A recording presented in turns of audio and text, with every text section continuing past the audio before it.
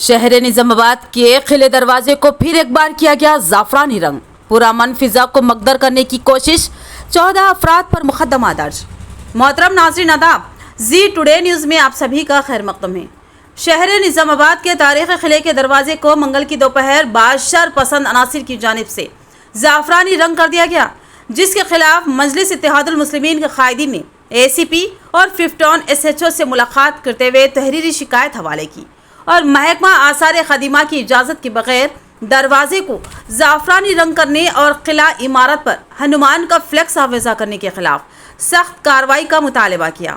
مجلسی corporators, جس میں ماجد صدیقی، عبدالغفور مقیم، محمد نصیر، عبدالسلیم، محمد ریاض احمد، عبدالعلی باغبان، معاون کارپوریٹرز محمد شہباز احمد، ارشد پاشا، محمد ایاز، محمد خلیل احمد، افسر خان نے اے سی پی سے ان کے چیمبر میں ملاقات کی اور تحریری شکایت حوالے کی اور پارلیمانی انتخابات میں شہر کی پرامن فضا کو مقدر کرنے کی کوشش کرنے والے عناصر کے خلاف سخت کارروائی کا مطالبہ کیا، جس پر 14 افراد پر کیس درج کیا گیا، جن میں بی جے پی کارپوریٹر نارائنا، نریش، آنند، نریش،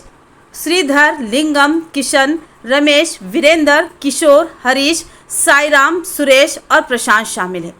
بی جے پی سے وابستہ یہ تمام افراد نے کل دوپہر قلعے پر پہنچتے ہوئے دروازے کو زعفرانی رنگ کرتے ہوئے انتخابی ضابطے اخلاق اور محکمہ آثار قدیمہ کے قواعد کی خلاف ورزی کی۔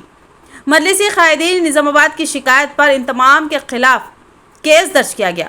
اے سی پی نے شہر کی پرامن فضا کو مقدر کرنے والے عناصر کے خلاف سخت کارروائی کا انتباہ دیا۔